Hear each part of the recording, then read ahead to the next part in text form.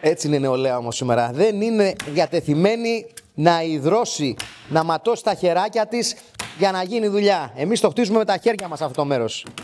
Α, δεν σας είδα. Καλησπέρα. Είμαι ο Μάκης Παπασημακόπουλος και όπως ενδέχεται να βλέπετε ή να ακούτε, ή να βλέπετε και να ακούτε, βρισκόμαστε σε ένα γιαπί. Το γιαπί αυτό είναι το στούντιο της Sacred Belt. Installments. Recordings. Sacred Belt Recordings. Να έχουμε και κάτι να φάμε τώρα. Τι σας ήθελα. Πριν από λίγο καιρό είχαμε κάνει μια συνέντευξη με τον Άγγλο κωμικό Ράσελ Χάουαρντ στο πλαίσιο της επικείμενης του εμφάνισης στο θέατρο Βέμπο το Σάββατο 3 Μαΐου. Καρόλου 18 στην Αθήνα. Όχι εμείς, το Βέμπο. Live 2025 Europe Tour. Ο Ράσελ Χάουαρντ για πρώτη φορά στην Ελλάδα.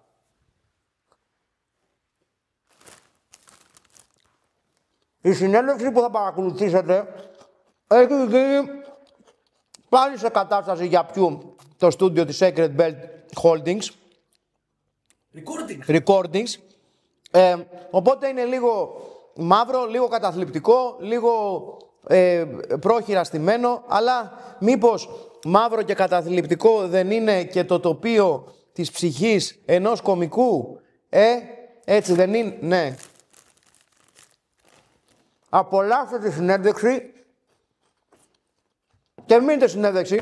Πάρτε κανένα εισιτήριο μετά πάνω τον άνθρωπο, δεν είναι για τσάμπα, κοστίζουν αυτά, πτήσεις, ξενοδοχεία, φαγητά.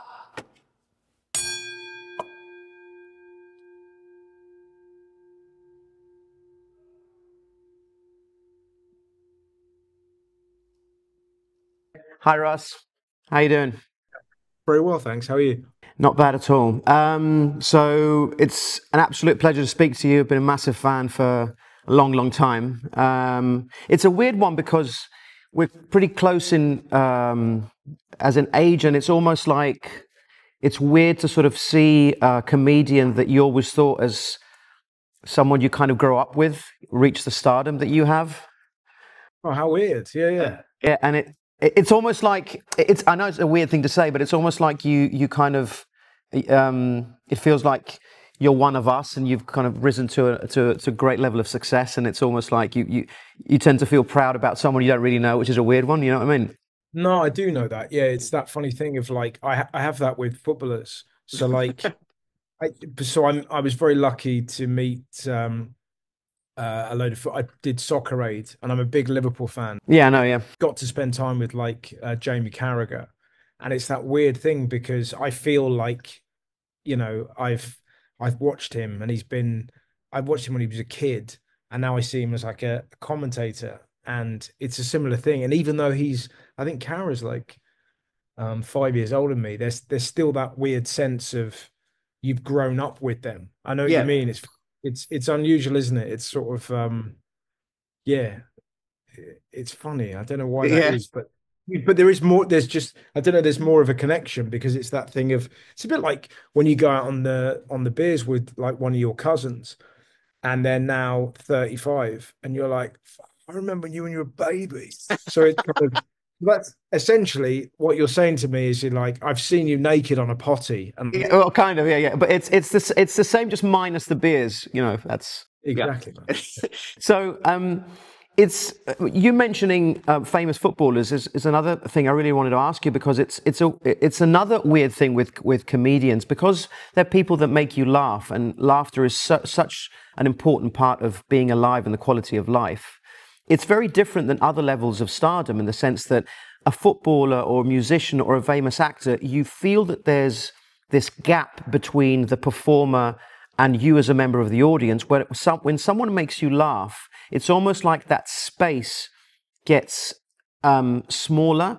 Does growing up as a performer, does that make you sometimes feel uncomfortable about the ease with which people are willing to sort of come near you and say, "Oh, Russell, you're great, you make us laugh so much"? No, because it's sort of, particularly in England, it takes so much courage to to take off the shackles of being English and go up to somebody and say that you like them, that I love it. Do you know what I mean? It's like it's not something that comes easy to English people to be, because not because we don't like being nice. I think we go around with this fear of like, I better not say something because that person will think I'm a dick. Like we have that. Do you know what I mean? It's like I better not say that I like his comedy because then he'll think I'm an idiot. So we're kind of in this. We're in our own headspace. I've done this loads with comedians I admire. I'm like, oh God, shall I go over there? Should I not? I don't want to spoil their day. Yeah. And you realize the unfortunate truth is that arrogance and shyness look exactly the same. Yes, it does actually. That's very true. Because you just sat there and we're all in each other's head. So if somebody has the courage to kind of break this tension and say, hey man, I think you're great, it's a lovely thing. Do you know what I mean? And I genuinely don't take it for granted. And I love having a conversation with people because it's the kind of thing I would say if I saw Jurgen Klopp, right? It's a good example. I was on holiday in Australia. Did you see his teeth before you saw the person? Because they're kind. Yeah, but when I saw the teeth, it was magnificent. But I saw him from behind. And I was with my wife and son on a balcony. And I said to her, I was like, that is Jurgen Klopp. And she was like, what are you talking about? And I ran out the door because I knew it was him. I'm such a huge fan. And I just couldn't pass up the opportunity to let him know. And the fear that was going through my heart that he was going to be like, fuck off, I'm on holiday. You know what I mean? I just thought, right, I have to go through this. And then we ended up having a 10-minute conversation because clearly he recognized that it was a nice thing to do. Exactly. And I said, listen, man, thank you so much. I'm a big fan. You gave me so many memories, and I don't want to spoil your day. I just want you to know this. And I've seen a few people do it where they're kind of they're arrogant and they're kind of mean to people that have said nice things to them. And it just, from a karmic point of view, you think, why would you put that out there? It makes no sense to me, but particularly as a comic, because every comedian had a comedian they loved or comedians that they loved when they were young. So I just don't know why you'd piss all over your 15-year-old self. That's what it feels like. Do you know what I mean? You just kind of go in. Everyone has that giddiness, you know. It's interesting that you mentioned the word courage quite a few times, because I wanted to touch upon that, because it seems to be a trait that is even more important for comedians these days, because the world is more divided than it's ever been, and it's almost like the only real voices online seem to be the extremes. Do you think it takes even more courage these days to go up on a stage and make jokes about stuff that people are just waiting to be offended by? I always think of that thing whenever I think about, jokes. But that scene in Curb Your Enthusiasm when Larry David's wife says, "Why did you say that?" Because he says something that goes down badly at a dinner party, and he looks at her and goes, "I took a chance." And I think it's just the thrift of that. It explains so deeply the psychology of a comedian. It's this weird, it's like, what makes you step on stage when you've seen other people die on their ass? And like you're at a festival gig, there's 20,000 people there, and all the other comics are dying. What madness is there in our head that goes, I'll be fine? Yeah. You know what I mean? It's not going to happen to me. But yeah, totally. It's like, I'll take a chance, it'll be fun. But it's that I think it's like I took a chance, or I couldn't live with myself if I didn't. It's that thing where it's so, we as comedians feel like we can break the tension, we can pop the bubble that and that's what we try. We try to think of jokes and words and things that make everyone laugh and go, fucking there you go. Yeah. Yeah. So it's sort of, you know, we don't always get it right. And I think that's the thing, isn't it? That I think, you know, I think there's a difference between like an analysis of a special and an analysis of a comedian in a comedy room, because like if you see somebody in a comedy room and there's something that you might find offensive, the thing about it is that that might not be the final version of how they're going to say it. Yeah. Like, but we sort of now live in a world where with camera phones, it could be like, that's it. And yeah, just the nugget of it. Yeah. That's it. And it becomes instantly tangible, where comedy is kind of always intangible until the comic has deemed it finished enough for him to present. And I think that's a big change, that the space to fail is so vital, and you just have to find those places where you can just go and fail. And, you know, huge comics fail, and it's part of it. You know, like Chris Rock goes down to the cellar and fails. You know, Seinfeld fails. You know, Michelle Wolf fails. You because that's part of the process. But doesn't that bracket of failure become smaller the more famous you get? And I'll explain how I'm thinking about it. It's like, I'm sure that when you were an up-and-coming comedian and you were stepping out on the stage, and stages that no one knew you, there was an apprehension there. But I'm guessing that the more famous you get and the more shows that you put on where people come and they know they're coming to see you, that bracket of failure becomes smaller and smaller. Does that take some of the adrenaline and the excitement out of it sometimes? Yeah, it's a good question. I don't think it necessarily takes the excitement. It probably takes the adrenaline out a wee bit, because you kind of go, I think this is going to be okay. They know who I am. Okay, yeah, fine. But it's probably a bit like, to bring it back to football, it's probably a bit like how Steven Gerrard felt when he was, you know, 30, stepping onto the pitch at Anfield. He kind of, the audience knew the crowd knew what he could do, and he knew what he could do, and he really wanted to impose himself on that pitch. It's a bit like that, really. So you kind of, as opposed to when Gerrard was 11 and he was, you know, he was good. An up and comer, yeah.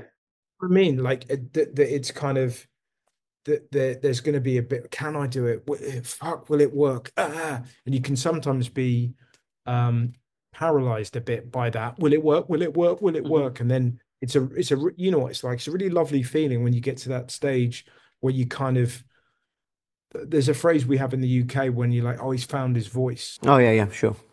And do you know what I mean? And that moment where you kind of, you feel comfortable in your own skin and you found your groove. It can take a really long time. So that's what, the long answer to your question of like whether you lose the excitement or the adrenaline. It's kind of like, some of us spend quite a long time tuning the guitar. So by the time you've got it in, you really want to fucking, like, do you know what I mean? Like, hope you enjoy this. It took me 15 years to figure it out. So, but do you know what I mean? So it's like, yeah, for sure, yeah. Once you've, and that's what it's like. That's what it like feels like being a comedian. It's like you've built your own instrument, and you had to show it to the audience, and you had to figure out how to play it, and that takes so long. So when you're able to play your own instrument and master it, it's a great feeling, and you want that to continue for as long as possible. And then there will be that inevitable moment where people are like, fucking hell, I'm fed up with this instrument. Christ, can he not learn another one? And you'll have to find something else, you know?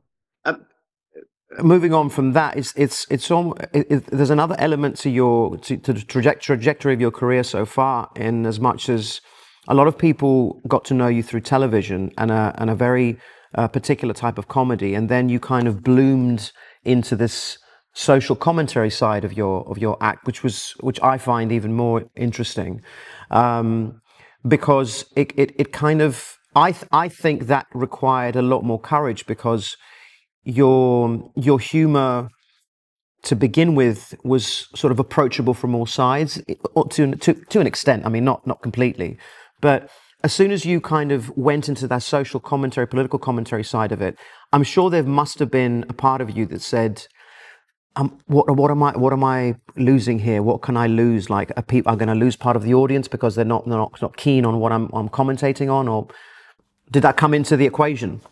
Well, it's funny, isn't it? Because like most, like I remember having a really interesting conversation with Tim Minchin and Roisin Connerty, both great comics. Well, Tim's more than just a great comic, anyway. Yeah. But we were sort of talking about that thing of like where you have to follow your own nose and you have to notice what you're talking about to your friends.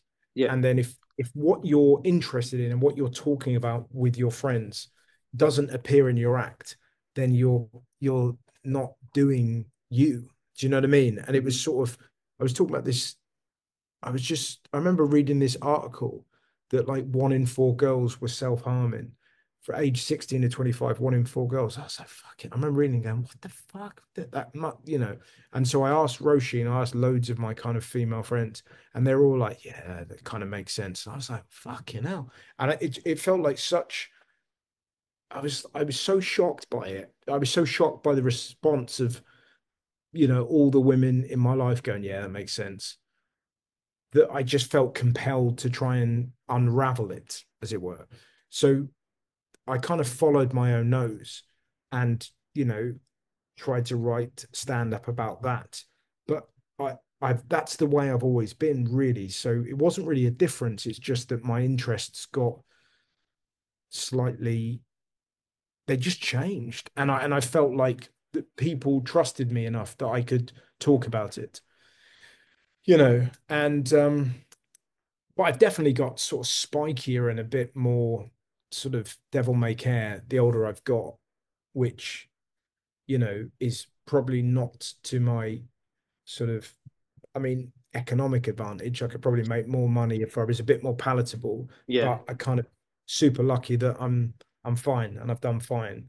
So I don't feel like, I really like people liking me and I really like making people laugh. But I have to stay true to the things I want to talk about, you know? So I kind of, that's always been my thing, really, of kind of what am I interested in? And I try to really focus on things that make me laugh rather than oh, this will work. Do you know what I mean? Yeah, for sure. Saying that, I can't remember the name of the podcast, but there was this great podcast that you were talking on. I think it's the Comedian's Comedian. Right. Yeah, I think so. That was it.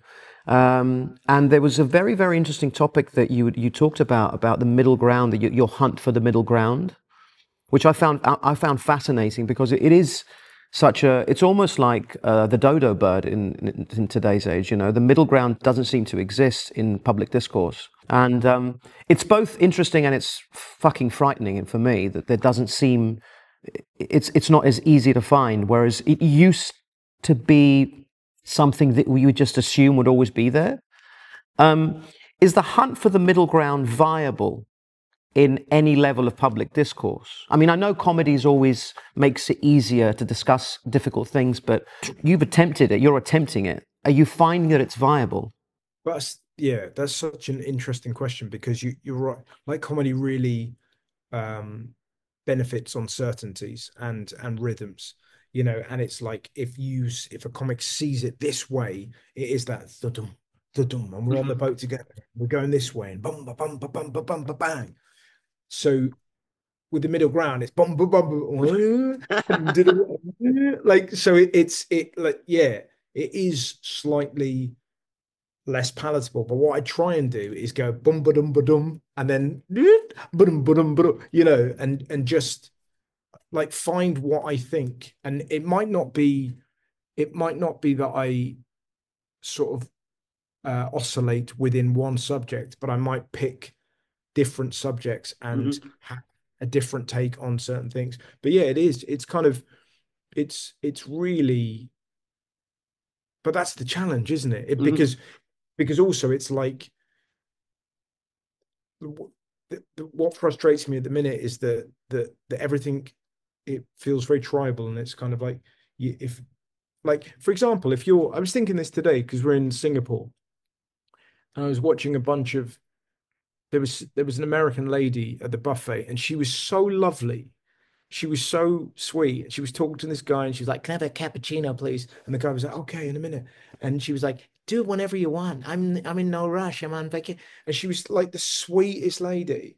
And I was just thinking, like, you sort of forget, because of the past 2 weeks, we're in this kind of blizzard where we think all Americans Yeah. are like Trump obsessed, kind of USA, you know. And it was just this moment where you go, God, it must be so bad it must be so awful for a traveling American To be painted with the same brush all the time. Yeah, yeah. painted by the same brush. And again, Yeah. it was that, I was going, God, it was so. I find that I find talking about Trump an interesting thing, because you just feel compelled, or I do. Oh, it's a because- fascinating topic.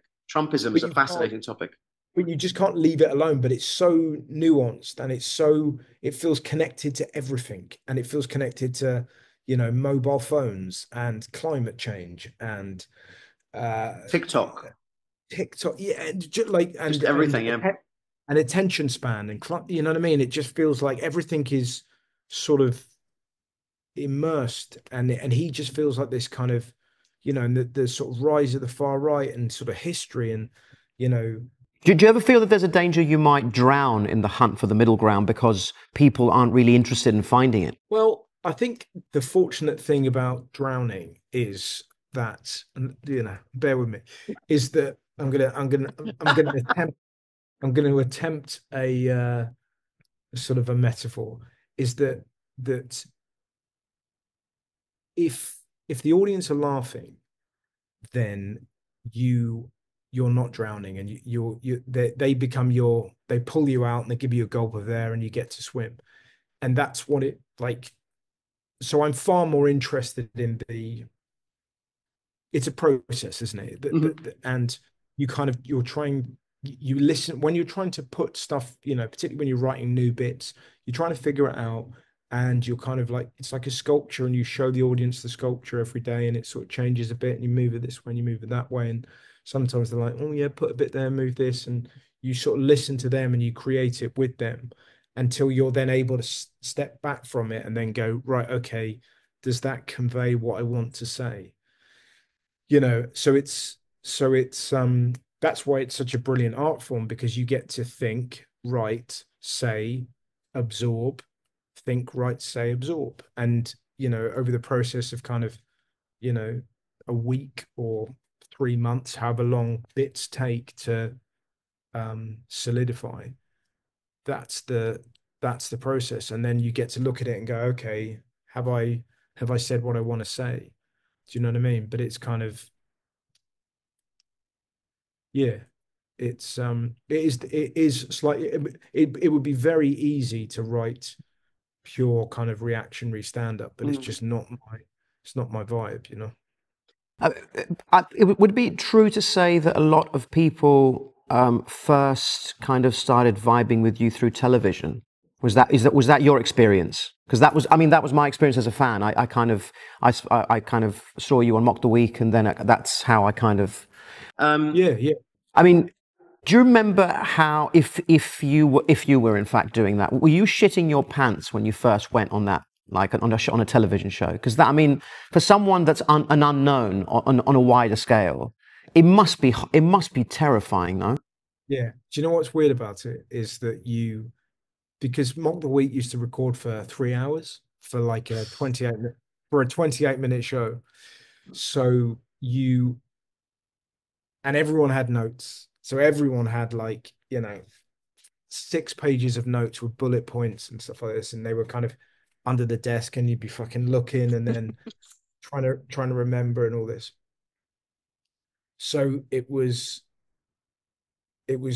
were moments when I first did it where in your head, your brain would go, you haven't said anything for 10 minutes. And your brain would be like, oh my God, we haven't spent, now it's 11. Right, say something. and you'd say something, you go, well, that didn't work, and you're like, oh, fuck. And it was that. It's just this, it's like going on TV for the first time feels like losing your virginity, and it's being recorded. Like, do you know what I mean? And it's just that thing of like, and it's going to be a sex tape, and you're like, what? I've never done this before. Do you know what I mean? And your parents are going to watch. So yeah, there's a lot going on. That would be a very awkward sex tape, by the way. It's terrible. But then, interestingly, Sean Locke, the late great, yeah, he's phenomenal comic. But he said to a friend of mine, he goes, the great thing is, the producers don't want you to be bad. They want you to do well. So as long as you say 8 funny things, they'll put those things in. Yeah. And that was such an amazing thing to hear, because you're like, oh, great. So it isn't about being, incredible for 3 hours with stuff you've only just written. It's like, as long as you say 8 funny things over 3 hours, you'll be fine. So it was just, that was the big difference, that just that made it a lot easier. But those first times, of course, it was unbelievable. And what was strange about it is, so I was like 25 as well. I felt very young and felt very immature. But then, working alongside like Frankie Boyle and, Darrow and Parsons and all that, it was just it was so amazing. And again, an incredible apprenticeship, because I watched Frankie firsthand and just saw. That must be phenomenal. I mean, watching Frankie Boyle, and it must be just. But watching Frankie firsthand and still feeling like I've been doing stand-up at this point for 8 years, and I was headlining clubs. I'd been nominated for the Perrier, but I'd gone through a sort of a live evolution, and then it felt like this was year zero, because his honestly, his brutal efficiency was jaw-droppingly good. He was so inventive. And you just can't help but be inspired. Yeah. At 26, it felt a bit like, again, to bring it back to football, of just going like this, just having like a foreign signing join, and you just go, fucking hell, look what he's doing with the ball. It was so it basically made me double down to try and see if I could compete. Yeah. And because that's what it felt like. He was so good and so funny and so, in charge of his instrument. It was, but I also, that was the other thing. I've always been I've had no shame in laughing at people. So that was the other thing. So not only were you scared, but then Frankie would say something hilarious and you just laugh, and it would just relax you. And then it's like with mates, you then join in with the laughter. Yeah. And so it was sort of that. It was a really weird experience of like, fucking hell, I'm terrified. That was really funny. I'm relaxed. Like, do you know what I mean? And, so it was a strange one, man. Well, Russell, it's been an absolute pleasure to speak to you, and it'll be really enjoyed that, man. It'll be a pleasure to see you again live. It's been a while for me, so thank you so much for your time. It's been great. Pleasure. I enjoyed that. Thanks, man. Thank you. Take care. Bye. Goodbye. Λοιπόν, αυτό είναι το τέλος της πρώτης έτσι μεγάλης συνέντευξης του Κοινωνικά Ανέτοιμου. Πρώτη μεγάλη συνέντευξη στο νέο αυτό χώρο που, όπως βλέπετε, είναι ανέτοιμος κι αυτός, αλλά θα ετοιμαστεί με τον καιρό. Είναι περίεργη η αίσθηση, περίεργη γιατί η πρώτη συνέντευξη που κάνουμε εδώ πέρα και για τον Κοινωνικά Ανέτοιμο και στο καινούριο έτσι στούντιο, το σπίτι της Secret Belt, είναι μια συνέντευξη με ένα πολύ μεγάλο κωμικό, κατ' εμέ τουλάχιστον ένας πολύ μεγάλος κωμικός. Οπότε είναι περίεργη η αίσθηση. Εγώ θα περίμενα ότι θα ξεκινήσουμε από πιο χαμηλά, αλλά πατήσαμε γκάζι λίγο απότομα.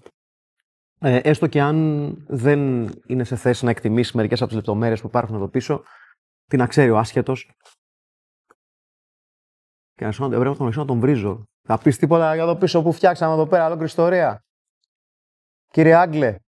Τίποτα δεν εκτιμάτε. Εδώ, ορίστε τι έχει γίνει εδώ, φωτάκια, έχουμε βάλει φάσματα, ράφια. Τίποτα. Δεν θα πεις τίποτα. Που μου καθόσουν από πίσω μια κουρτίνα και μου το έπαιζες μάγκας από τη Σιγκαπούρη. Εδώ κοίτα. Κοίτα εδώ. Τοξότες έχουμε, φώτα έχουμε.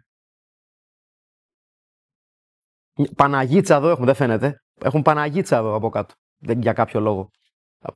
Οι προηγούμενοι ιδιοκτήτες μας αφήσαν το γραφείο. Καλοσύνη τους. Αυτά.